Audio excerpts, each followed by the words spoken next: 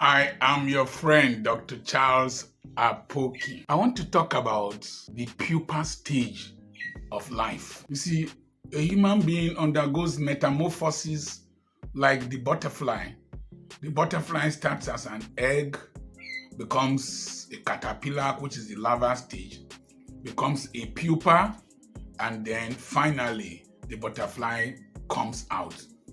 And I will try to break this into several segments in this discussion. The egg stage is potential. That is, there is a butterfly in the egg of the butterfly, or the egg of a mosquito, or the egg of a cockroach. Cockroach is in the egg. So potential. When you were born, you were a potential. Sometimes you might be born into a family where the soil for you to do well, the nutrients, the temperature, the humidity for you to do well might not be there. But if you have survived, you go into the next stage, that's the caterpillar stage. See, I was very, very dynamic. In the beginning, primary 5, I had passed the common entrance instead of waiting to primary 6. My father told me to do primary 6. I did primary 6. I entered government college. Instead of doing the school certificate in Form 5, I attempted it in Form 4. I had 5 credits, and then I was compelled to complete it, and I had a Division 1. I went to Federal Government College, Warri. I finished, taught for 1 year. At 20, I was in the University of Ibadan. At 25, I had graduated. At 26, I had married. At 27, I was the medical director of a 40-bed hospital. At 29, I had opened my own hospital. But suddenly, I had had children. 1986. When I was 29, I had 3 children. And then I think I was 1996, I was 30 something. I had had all my children. I bought cars, bought a car during youth service, bought several cars. I had built a house when I was 30 something. Then suddenly, for a period of about 15 years, I seem to have slowed down. I was importing cars, I was importing fish meal, I was doing several things, but I was not who I had hoped to become. I was not the dream I had. So you see the caterpillar at a stage, it is really a caterpillar. It is going, eating. Sometimes it can eat 3 times its weight in a day, green, or depending on the color, going. You see, that's the larva stage in a mosquito too. You see them making like this inside the water. I was very dynamic, but I seem to have slowed down, and it's as if all my mates were passing me. They were going to the United States, they were going to the UK, they were all over the place. I seem to have slowed down, and there was a battle inside me. A battle between the me that was there then, the me that you are seeing today, the me that you are going to see in the future. I can remember speaking to them at the IPCI, Intercessors Prayer Camp International, run by Dr. Chidi Okorafor, former General Superintendent of Assemblies of God Church. And I wore this khaki over khaki dress like as labor union leaders used to wear. And I told them, you can see me with this dress today. I know where I am going to. A time will come, you will not see me like this, and you might not see me here again.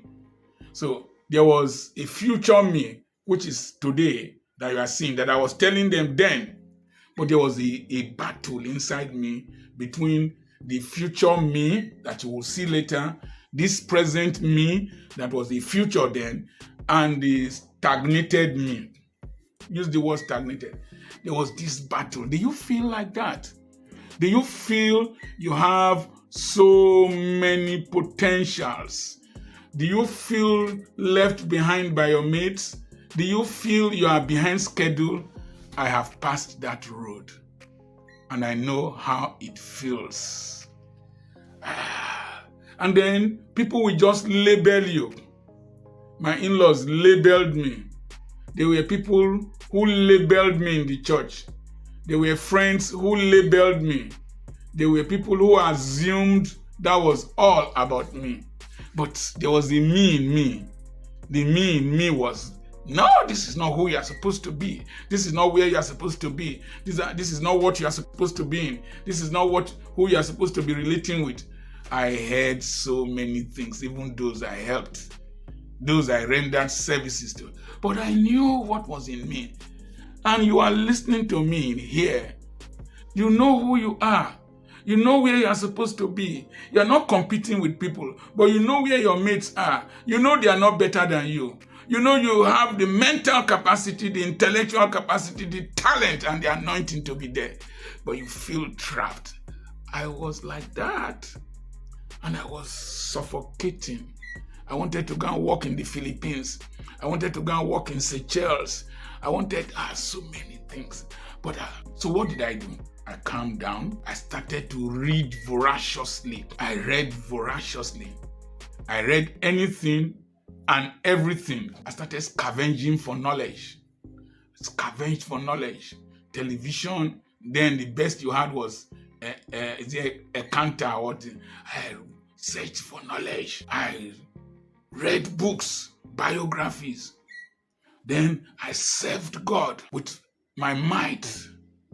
I was in the Sunday school. I was men's fellowship leader. I did outreaches. I established the men's fellowship in Ima, Nabia States of the Church of God Mission. I was my bishop's driver.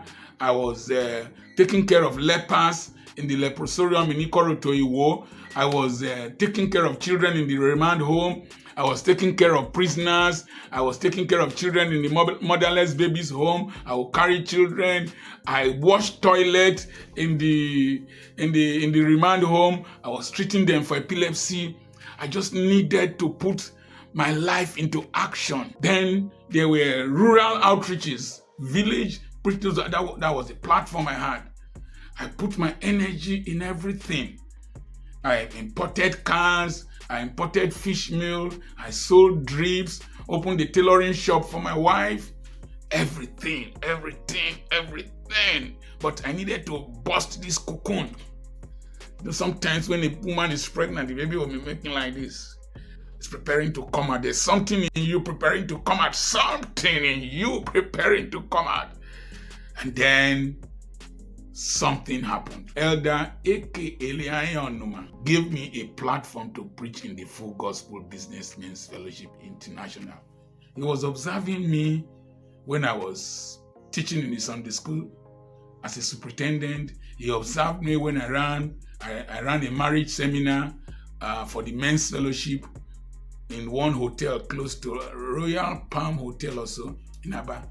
And then he invited me to speak to the Full Gospel because Don Oduns, the senior, was not coming. I saw it as an opportunity. Listen and listen well. If you must break loose, grab every opportunity to serve, every opportunity to perform as if your life depends on it. Grab it as if you are in the Titanic and there is a piece of log floating past and you need to grab it to survive. And I grabbed it. I felt inadequate, but I grabbed it. I felt nervous, but I grabbed it. My memory is not good, so I didn't remember passages. I read. I prepared, and I went to the hall. I spoke. The first day, they laughed. I thought they were laughing at me. I spoke the next day. The third day, somebody else saw me, invited me to go and preach in another church. I preached. And things started manifesting. That's how we grew past that stage. And then finally we came to Ugili. But it was still there. I had these messages to preach, no platform. I'll be seeing banners of messages I could preach well. Then I started declaring. When I see a church, I will tell that church, I'm coming to preach in you. I'll come and preach here. Like that. After a period of time, they started inviting me to come and preach in those churches. I started calling the names of countries. I'll call countries. I'll go to the internet, send messages to them that I want to come for missionary work. People I didn't know. Then I started traveling. Ethiopia, Kenya, Uganda, South Africa, like that. And then the agitation was there. I needed to be a global citizen. The world needed to hear my voice. Then radio program came, Facebook came, YouTube came, COVID came. I did a video, it went viral. I did other videos, they went viral. Here we are at this stage. And then the businesses, I was the school bus driver, I cleaned toilet, I was security man. It is the me in me, the futuristic me in me that needed to come out. But I needed to be doing something. I didn't need to complain. I didn't need to compare myself with people, but I knew where I was supposed to be. So I was the bus driver, school bus driver. Man, don't sit down, docile, complacent, complaining, comparing. Do something. Just be doing it with the best of your ability, as if your life depends on it. You don't need to do what you love. Just love what you do. It is the way you eat bitter cola that will make somebody beg you. So here we are. I had the dream I would have a global family. So all the lands I bought, I wrote books, man. I will write. I've written more than 40 books. Wrote. I will write throughout the night. My ass will ache me. Bum will ache me. I wrote. And those books brought money. You see, somebody asked me whether how many videos I do in a day. I will record messages at night in my room. Record in the studio. My granddaughter told me, Daddy, your voice is still strong as a young man. Yes, you have been using this voice because I knew my future was in my mouth. So, don't sit down. Develop that talent, that small part of you that is still left. Handle it. Develop it. Then the struggle to come out of the cocoon of the butterfly. It's a thick struggle because the cocoon that forms the pupa stage is very thick. So busting out. When the butterfly is coming out of the cocoon, the large abdomen of the pupa stage gets compressed. And then there is a fluid that is gelatinous. It enters into the wings. The wings are tubes then. It enters into the wings and the legs. Then when it is exposed to sunlight, it congeals and forms chitin. That's the skeletal framework that allows the butterfly to fly. I will preach 3 times a day, travel throughout the day, travel early in the morning, travel from here to Port Harcourt the same Sunday to preach, travel from Ughelli here with school bus to go and preach and the Full Gospel Business Men's Fellowship, reach there the same day, preach and I'm back the next day. That was how, but I was developing my ability. They didn't see me coming. I'm coming out. And today, you are here with me. I receive messages from all over the world. Even this YouTube. Before now, we were just 5,000, 10,000. Then, beginning of this year, I got angry. I started doing these videos. My brain will be opening. And God, when you are more productive, God connects with you. I didn't have this message in mind when I did the last video before I slept. As I went to the restroom to take my bath, it came, the pupa stage of life. Say, share your experience with them. You will encourage somebody. I know it feels as if you are stagnated. Stand up, go to the mirror, tell yourself, I am coming out. I am coming out. Tell the world, wait for me. I am coming out. It's my time. Declare it. When you declare it, the environment hears. Remember my philosophy of the global philosophy of panpsychism. Declare it. Start to pray that God will bring people who knew you in the time past, who have value for you, to come in contact with you, to recommend you. Somebody recommended Joseph to the palace. That's where his anointing flourished. Somebody recommended Daniel. So asking for people in the palace, people who have platforms, people who are in places, then start to connect your mind and your future with people who don't know you. Just people who don't know you. Just be praying and be commanding them. Call them into existence. Call them from the nations. Call them from the cities. Sometimes you need to write their names down. And then you will see that they are falling into place. In this house, then we're living somewhere else. Money come. Favor come. Multiple visas come. Those children that are called multiple visas for me. They've traveled to the United States, traveled in Europe, traveled to several countries, and that's happened. We call money come, big invitations come, anointing flow. We call those things into existence. Wake up, man. Call things into existence. Speak to them. We wrestle not against flesh and blood. So it's a battle. It's like they say the Lord teaches my fingers to war and my hand to battle. I can't remember how it is. I have a lot of defects, but I don't have the fear of advancing. I can't sit down and remain in one place. I have too many defects to be complacent. I need to arise and shine. It's your time. Know ye not that ye are gods? Create your future. Declare your future. Don't wait for man to promote you. Promote yourself. A short mouth is a short destiny. I remain your friend, Dr. Charles Apoki.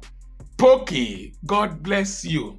If this video has been a blessing to you, share it with somebody. Share it to your children. Share it to your friends. Share it in your church. And if you like, preach the message in your church. I don't care. God bless you.